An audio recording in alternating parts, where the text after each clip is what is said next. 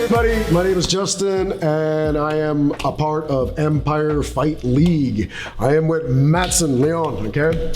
We'll get to him in a second. Empire Fight League 2, Friday, October 25th. The best fighters in the best show fighting each other for the best belt, okay? This is what Mattson's doing here today. He's got a title fight at 147. Mattson, thanks for being here, man. I'm really happy that you're on this card. You too, man. Initially he said no, he was taking a fight in Austria, and he got back to me and we connected and we made it work, and I'm really happy. This guy's amazing. We'll start off with this. Can you please say your name, your age, your fight record, and the name of your gym, Mattson? Yep, well actually my name is Mattson Leon. I'm gonna be 31 years old October 4.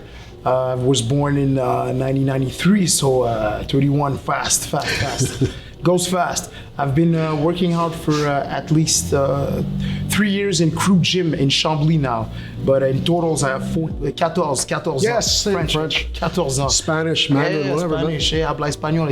So 14 ans experiences in total. So I got a lot in my back in martial arts. And it shows, man. It shows. You've gotten so much better since your fight with Rabishan. In Ganawagi. He has too, but that's what happens when you put the best guys against the best guys. They're no longer that fighter anymore. Exactly. They're a better version right after that. True. So you've come a long ways, man. Appreciate it. I can't wait to see you fight this, and we'll get to it in a second, but I can't wait to see all these fights. Appreciate it. They're amazing. So actually right now I'm 11-4, so 11 win, 4 losses, and it's going up for my wins. Up, more wins so far. A little bit, Mattson, where were you born? I was born in Pierrefonds in the West Island of Montreal. My parents are from Haiti, so I'm Asian, but I'm Quebec. I'm from Quebec though. So and after that, I went to Châteauguay in 1997. So I was born and raised out there. Actually, well, not born. Sorry, I was raised in Châteauguay. My childhood out there, nice. Most of the time, yeah. Nice. And now I'm in Saint-Constant, which is really boring, but I live a quiet life, and I'm in Saint-Constant since that's a good thing, 2017. Though. If you're focusing on your fighting, you don't want an exciting social life, right? Oh yes. Yeah. What do you do for work? Are you in school? Are you studying? What do you do? I'm a coach, actually. Coaching. I'm a coach since 2016. Yeah, 2016. I've been a coach. I learned how to be a salesman. I have my DP of sales. Really? Yeah, but I didn't like it that much because I sell furniture, sells cars. You know, I'm a human being, and when you sell and you become good at it, you lost a bit of your humanity. Yeah. So after that, I tried security. You can get too good at it. Right? Exactly. Yeah. When you get too good at it, you get too greedy, and you lost your humanity. After that, I tried a bit of security, and this is when I was more into martial arts actually, because you have more time to do it, and it's in salesman you cannot go to the work with all bruises, and so now I'm more focused about it. Outside of fighting, outside of training, outside of coaching, what are some hobbies that people might not expect of you? Actually, I'm a musician. Yeah, I played the drums since my youngest age. My dad used to have a church when we were young, so I was the drummer out there. Wow. Classical story, yeah. So I used to play. Awesome. It is. I used to play the drums. It's like 20 years of drums. 20 years, yeah. Wow, man. I was 25. Wow. Yeah. I play the drums since I'm a youngin'. Cool, man. And I play a bit of piano, a bit of guitar. I'm more jazz, bass, but guitar is really, really tough.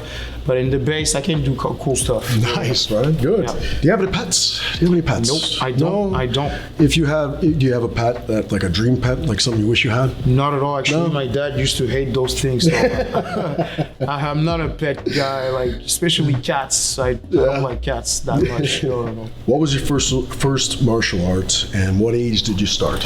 I started martial arts right after school. Actually, I was 17 years old. I needed to do more sports because I used to play basketball and football, but I'm way too competitive, so when you lose and you do your best, it kind of, so I tried to do a martial arts, even though today I understand that it's a teamwork, but when I was young, I started jiu-jitsu, but I needed to strike, so I changed jiu-jitsu. I did it like for on and off 2 years, then I found a kickboxing school, and I never stopped since then. Nice. So 14 years old, I'm still doing it. Amazing. That's why you're you're badass. Thank you. Pete, do you remember that moment where you said to yourself, I want to get in there, I want to fight? Yeah. Well, actually, I was doing sales, as I said, and I always wanted to do it, but I couldn't go to work all bruised up, all smashed up. And then actually, my dad passed away in 2015. Sorry to hear that, man. And then I just decided to step back of the sales things, just to stay human. But in martial arts, I was getting better at it. So I was like, let's try to compete, because I always wanted to do it. So I did, and I win my first match. So I was like, we'll get to that. We'll get to that. I want to hear all about it. No problem. Who is your coach right now? Can you tell us a funny little factoid about your coach? Absolutely. Actually, I used to work out with, it was in Kanawake back then. It was my first coach. His name is Mark T. Fraser. Yes, Mark. I really appreciate this guy. I started from the bottom with him, so I have to mention about him. Of course. And after that, actually, we take it's all in good terms. But I decided to switch, and now I'm with Marcus Celestin, which is my main coach right now, because we're working together at the same gym. And fun fact, I didn't know about it. My uncle, when I was really young, my uncle used to do a DJ. He used to be a DJ. Not a while ago, you mentioned who's your coach? How's everything?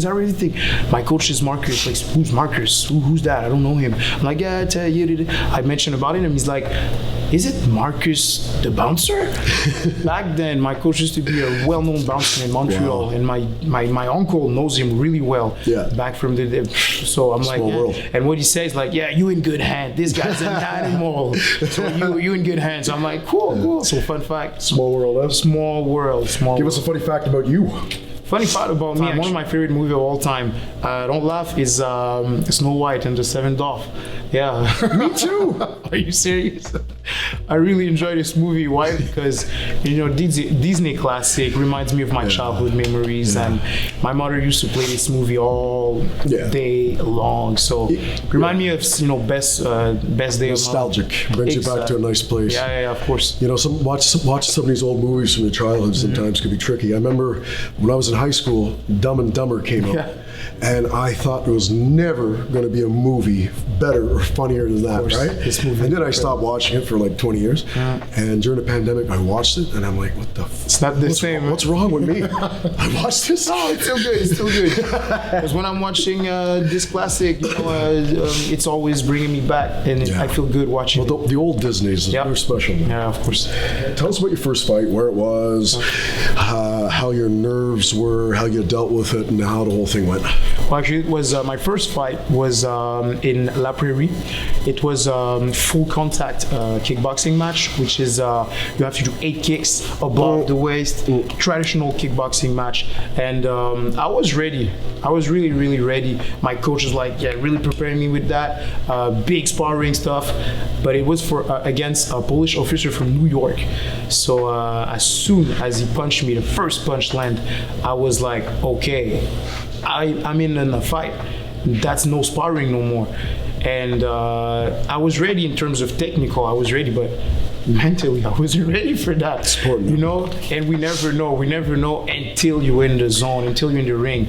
So that surprised me. It took me 30 seconds to adapt myself, and then I gave my absolute best, and I won. So I always remember that situation, that moment. I was like, whoa, I'm in danger. This is a real fight.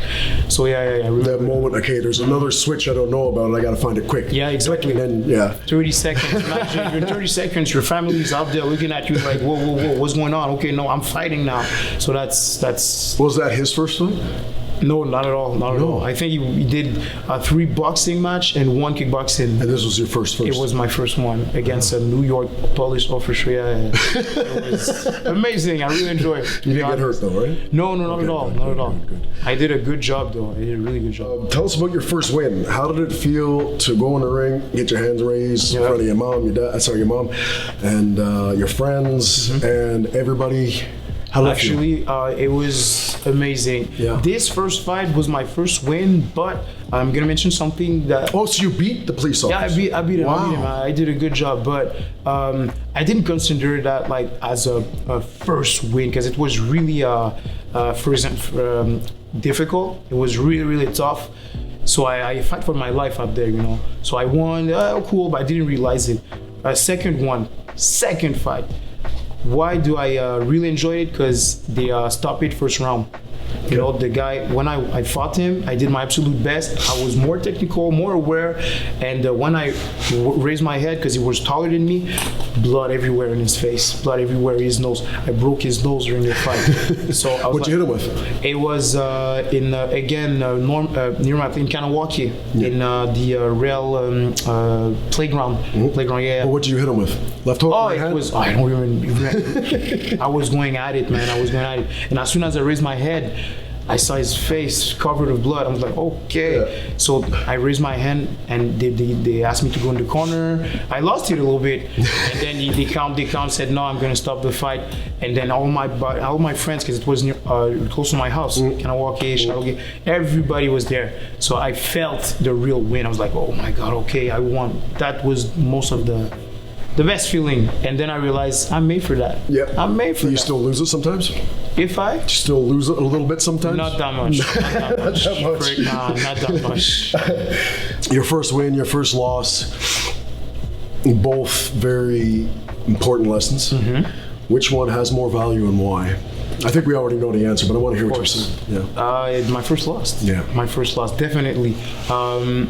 My first loss actually in amateur was against a guy that I'm about to fight pretty soon, but we'll get to that maybe. And it made me realize that we're all human in this sport. Because when you win and you get wins, you're trying to think that you're invincible. You know, there's still a risk. You're thinking that, okay, you might, but you're good, you're winning. Yeah. And then you're against a guy that you realize he's better than you for different reason, and so you need to get your absolute best out there, because he might win and he might hurt you. You know, not only win, hurt you, because it's a dangerous sport. So that made me realize that, okay, get the hell out. Like, you need to get in the zone for real, because I realized it the first round. He was okay, a bit better than me. So, and then he hurt me with a couple shots, and he was more fast, and all my friends were there again. So you need to get out of your head and just execute, you know. But it made me realize a lot of things. And when I even go to the gym and practice, sometimes I get into that zone and I'm like, yo, why are you being lazy? Hands up, even if it's a bag and stuff. So in when you lose, you become better at it, because you realize that you're not the best that much. You know, there's people better than you, the people that's working better than you, the more cardio, more everything. And I don't like that. No. I don't like that. Well, that's why you do it. Yeah, that's why I do it. The competitive soul. You need to have that, right? Yeah. What is your most memorable moment in the ring? Something, you know, it could have been a nut shot, could have been something hilarious, it could have been something, you know, you really nailed off a great combination. Who knows? What is it? Well, actually, not too long ago, I think it was in the beginning of the summer, just in the beginning of the summer, just before it, I heard that my mom, she has diagnosed for breast cancer. You know. Sorry to hear that. No, it's life. You know, life is a. So I heard that, and I was really devastated about it. And now she never went to my fight, never. And then I did a fight, and I don't remember the date. Sorry, but she decided to come to see me. She decided to come to see me, and at the end, I dedicated this fight to her because I won. And my coach made her step into the ring. Ah, that's good. It was the best moment of my life. Yeah, in terms of the martial arts life that I have, it was the best. I couldn't replace that moment. I dedicate that to my girlfriend as well, because I don't have the time to be with her a lot in my training camp, and she was there. And when my mom came, I was like, my mom in this side, my girlfriend right there. It was a dream. It wasn't real. It wasn't real, to be honest. Sounds pretty amazing. It wasn't real. It is. Who is your biggest fan? My biggest fan, actually, I don't think you know it. It's my big brother. Big brother, yeah? Yeah, I have a big brother, and he's always been ahead of everything. Okay. You know, when I was playing basketball, it was the better basketball in all my entire life. When I play football, it was faster than everybody. He doesn't like violence that much, even though we got multiple stories. We should get him in. But he always been one of my biggest fans, one of my go-to. Like, I have question, I go to him. I have doubts, I go to him. He's really strict. He's really straight. You know, when I feel any type of ways, like, yeah, man up, man. What the hell are you doing? You know, you need so that. exactly. And he's my best friend. You know, since I'm young, and I always look up to him, and he always look up for me. So, I'm gonna say he's my biggest fan for multiple reasons. Good. Yeah. Which fighter, past or present, can you relate your style to? For a long time, I related myself to Marat Grigorian Ooh. because he's a pressure fighter, Yep. technical fighter, Yep. and even though there's a lot of people who managed to figure out to beat him, Super Bomb, for example, Ooh. he beat him like exactly how you have to. Yep. I'm looking up to him to like, oh, if someone does that to me, how to, you know. But this guy is amazing. Yeah. I'm off since a while, but it's not my favorite. But my style. I'm trying to not mimic, but I'm a pressure fighter like he is, and always. It fits you. Yeah, this is one of my go-to. Nice. Do you have any pre-fight rituals, any superstitions, traditions, things like that before you fight? Yeah, this is gonna be good. This is gonna be good. This is gonna be good. Well, it's you know, some people said, hey, try to avoid sex before fights and stuff like that. Well, my girlfriend actually, she doesn't allow me to do stuff like that. She's like, no, you know. I didn't know where this was going. Okay, cool, keep going, man. She doesn't allow me, like, if she wants it, she has it. Yeah, you know? okay. And I'm blessed with that, you know. Some people too much. I never refuse, all right? I never refuse. So we have a bit of ritual before. I always, because I don't live with her, you know. This is great. But before my fights, 2-3 days, I'm in her house, in her bed, and I have to reduce. You guys the are watching stress. Netflix? Yes, we do. What do you watch on Netflix? I don't remember what we were watching on Jesus. I don't remember what we were watching on Netflix. Because 3 days straight, I'm with her and we reduce the stress. Okay. That's a little ritual we have. All each right. other. Yeah. That's amazing. That's awesome that you shared that. What's your post-weigh-in meal? What do you like to have? I eat a lot of fruits. Fruits, I know right? that there's a lot of people who said, yeah, it's a lot of glucid and you're gonna have like water retention and stuff. But for me, it's really working. Fruits and a lots of spinach, like a papaya, like chips. That's a superfood, right? Raw, like, shik in front of TV. I can't eat as much. I can't use as much. And lots of fruits because I like candies. I like sweet. You know, I'm a sweet guy. So candy, lots of grapes and What's your pineapple. favorite candy? My favorite Canju, of course. Oh, yeah? Canju, those bucks, man, the bigger they are. In one night, shoop, shoop. Yeah, I'm addicted. Fudgicles, the ice cream. Yeah. Oh, don't get me started. After your fight, okay? After your fight, what is the day after, the week of, whatever, fight's over, you gotta go out for some dirty, greasy food. What is it? Oh, it's AW burgers. Oh, yeah? Of course, these are the best. These are the best. One in particular? The double mozza burger. Yes, Of course. I like that one too. Yeah. It's the like that best. one, It's too. the best. Mattson Leon from Crew Gym. Gonna be fighting for the 147-pound title. This is a big fight, guys. It's gonna be so exciting. He's gonna be fighting Nathan Morin from Canracaille, Joliette, for the 147-pound belts. Two fighters with huge hearts, great striking, don't back up. It's gonna be so fun to watch. Are you excited? I am. Yeah? I am. Yeah? Oh yes, You I have am. to be.